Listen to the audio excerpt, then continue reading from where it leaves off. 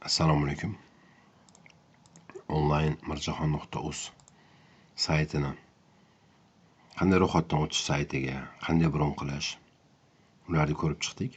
Oldingi roliklarimizni ko'rsangiz bo'ladi. Hozir bron qilganimizdan keyingi harakat. Buyurtmalarim login parolga kirib, o'zingiz login parolingizga kirib, buyurtmalarimga kirasiz. Buyurtmalarim bu yerda ham bor, bu yerda ham bor. Buyurtmalarimga kirganingizda hamma bronlaringizni ko'rib olsangiz bo'ladi. Birinchi varaq, ikkinchi varaq qilib hamma bronlaringizni qachon bron qilgansiz, qancha bo'lgan to'lov qilganmisiz, yo'qmi, kim edi u odamlar bossangiz raqamlar ustiga pasportlari, hammasini pasportlari chiqib keladi. Misol uchun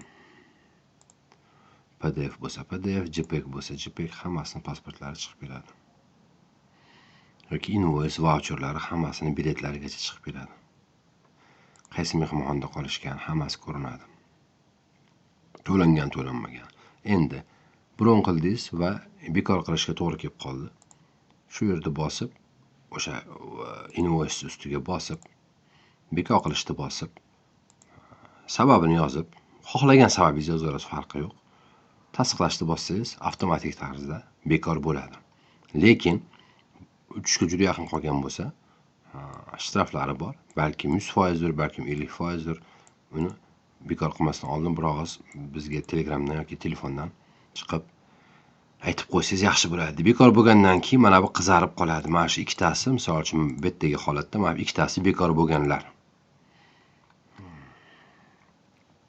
Bekor bo'lganlar mana. Ichiga ham kirib bo'lmaydi, hech narsa qilib bo'lmaydi buning ichiga. Boshqalarning ichiga bemalol kirsak bo'ladi. Xo'p.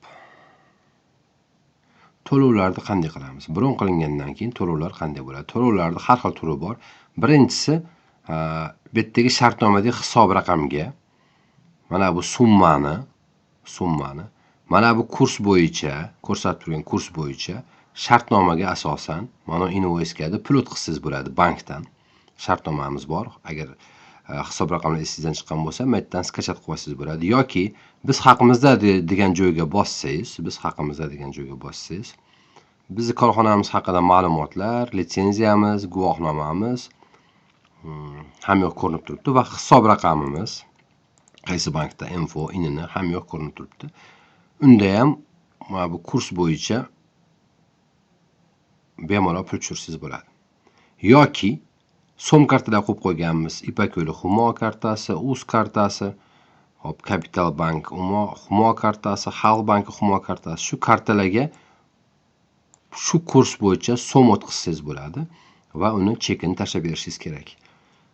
Yoki dollar o'tkazaman desangiz, mana bemalol Ipak yo'li bankda dollari bor va Capital bankda dollari bor.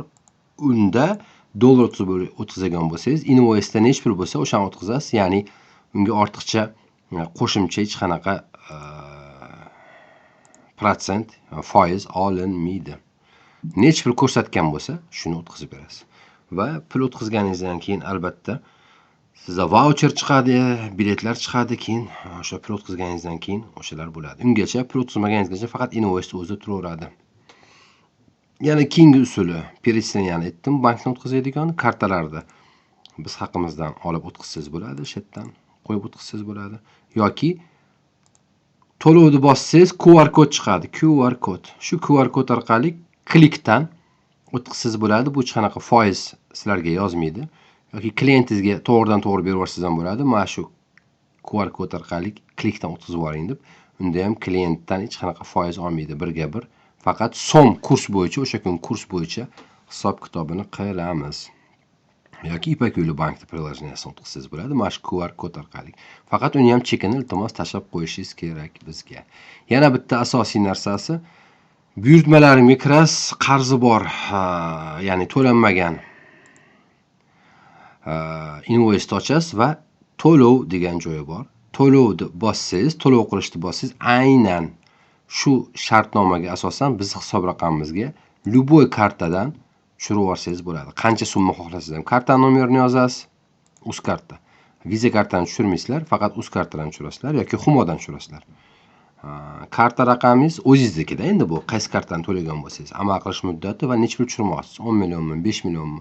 Bosasiz, kodni yuborishni bosadi. O'sha telefon kod keladi, uni kiritasiz, avtomatik tarzda bizni hisob raqamga pul yetib keladi va invoice ham ko'rinib turadi. Sizda ham ko'rinadi, bizda ham ko'rinadi. Xo'p. Menimcha hamma yo'llarda aytdim oplatani. Asosiysi biz haqimizda kirib karta tekshirishsa bo'ladi. Ba'zi paytda kartalarimiz juda pul to'lib ketganligi uchun biz ko'proq aytamizki, yo mana shu to'lovdan foydalaning yoki buyurtmalarimga kirib o'zingiz xohlagan paytda bemalol kartangiz raqamini yozib to'lasangiz bo'ladi. Agar klientga bersangiz, klient o'tkazayotgan bo'lsa, klient ko'proq o'tkazib yuborsa, biz sizga farqini qaytarib beramiz. Ya'ni brutto o'tkazib yuborishi mumkin ba'zi klientlar. O'sha paytda biz sizga farqini qaytarib beramiz. Hozircha to'lovlar bo'yicha shu. Bu sahifaga yana qaytamiz. Rahmat.